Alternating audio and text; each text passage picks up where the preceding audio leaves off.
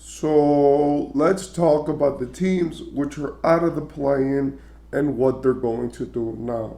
Yesterday I made a video talking about most of the contenders. What is their championship aspiration like, and what is it going to look for them through this season and next season? Today we're going to talk about the not championship contenders and the people who are outside of the playing tournament and what it means for them this season.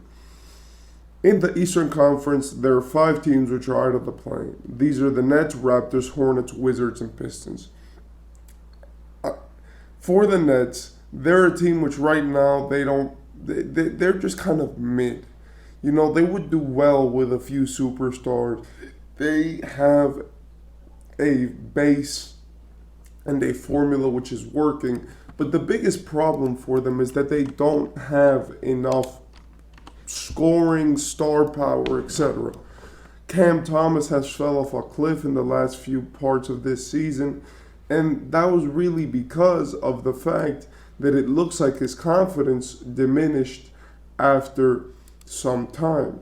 This is due to the fact that the Brooklyn Nets really right now are focused on getting draft picks, on making it make sense. And honestly, they've been doing well with that. But they're in a position right now where they're good because they have good players, they have a hierarchy, and they have a way of running themselves. But they're not great because they don't have the star power to make themselves work. I do want to say that with all of this in the East, we have the Raptors. The Raptors are another team which right now are low in the standings due to a big rebuild, and this is mostly centered around Scotty Barnes. Scotty Barnes is a player which has completely reshaped his game this season, becoming a great three-point shooter and being able to, always get himself in positions, even making an all-star game this season as a replacement.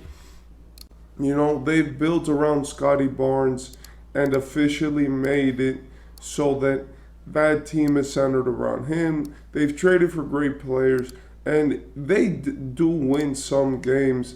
But right now they're a team of a bunch of players which are younger, which are mixed, and which have different skill sets, which all have to find themselves and how to play with each other. They have R.J. Barrett, Scotty Barnes, Pirtle, Quickly, Trent Jr., Bruce Brown, and apart from all that, they just traded for Kelly Olynyk. Then you have the Hornets, which obviously have LaMelo, but LaMelo's not really playing, and when he does play, he's good, but he's not the person who right now is available to be healthy, which is a concern because since his health has been so bad for the past years, it leads to a question of should the Hornets even be building around him? But the Hornets have been able to benefit from this by getting multiple years of high first round picks where they are building a solid foundation, as now they have Brandon Miller and, the criminal Miles Bridges. Then we have the Wizards, which are just absolute trash. They try to get Jordan Poole and make him go crazy, but he's had one of the worst seasons of his career. And honestly, I do believe that the Wizards are just trying to get something. They're trying to get a player. They're trying to get a star.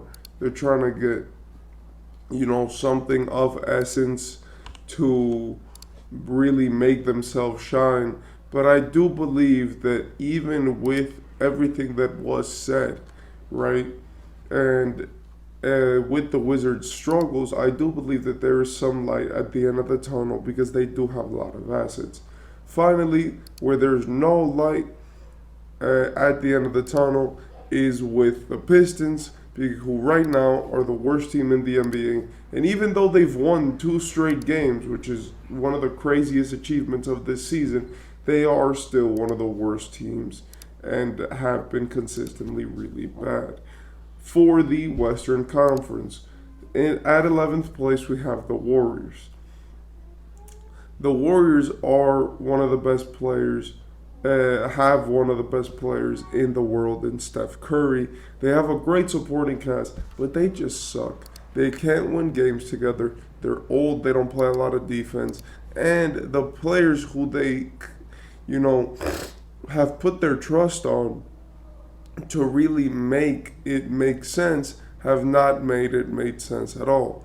This is due to the fact that there have been many instances where you can see that this team has a lack of continuity and a lack of structure which is unrivaled and has made them honestly be pretty bad. Even though recently they did start winning some games, there is something to be said about that team. For the Rockets, they have a young core. They did do pretty good at the start of the season, but now they've had a drop off at near the end of it, and it has made the Rockets, very bad in recent times, as they haven't been able to get over the hump and actually win some games like they were doing at the start of the season. After them, we have the Grizzlies, which are one of the most interesting cases, as they looked like the team to beat. They looked like they were about to climb in the standings when Ja came back. But as soon as he got injured and, he's out for the season now, it's really made it so that they can't really do anything. So they've fully gone into losing and rebuilding, and they've basically made it so that Ja and the Grizzlies, win as little as possible. And then at 14th place, we have the Trailblazers.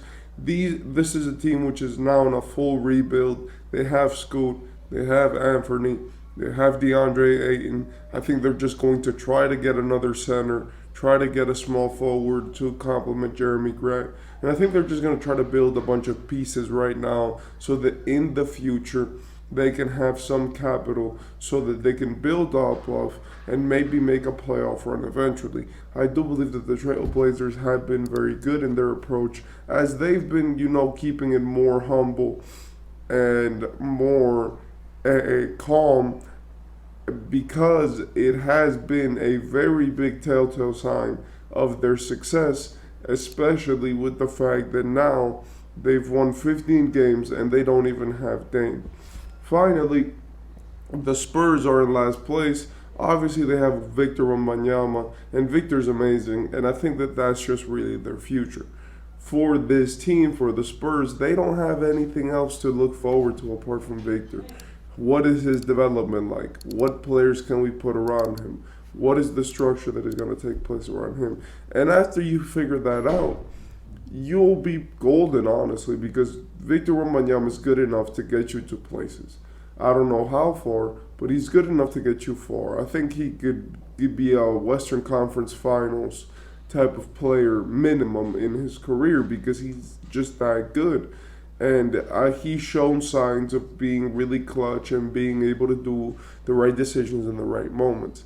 I feel like as long as the Spurs put a team around him that can complement him, he could be dangerous in the playoffs and he could probably win a championship.